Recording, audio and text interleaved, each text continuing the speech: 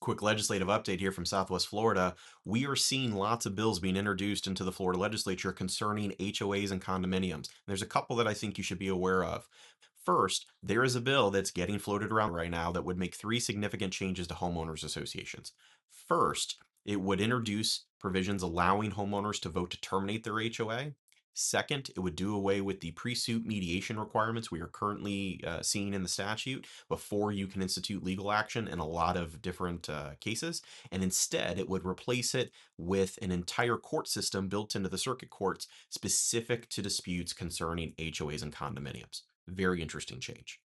Third and final, it would force language into all new governing documents and force existing HOAs to vote to add language into their governing documents that would essentially say that when the legislature updates a statute, your governing documents have to abide by those changes, versus today's rule where it allows the association to either take that approach if they so choose or freeze their documents in time based on what the statute says when those documents are adopted. So, very significant changes, assuming that that bill passes.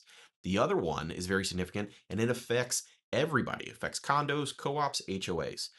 It would introduce language that essentially says if you have annual revenue of $500,000 or more, you are forced to have a licensed property manager supervise your community and assist. In essence, self-management, if you have collect revenues of 500,000 or more, would not be permissible anymore under the statute. So very big changes. Now, all of these are just proposals. None of them have been voted on, nor have they been signed by the governor. We're going to continue to track that as the legislative cycle continues.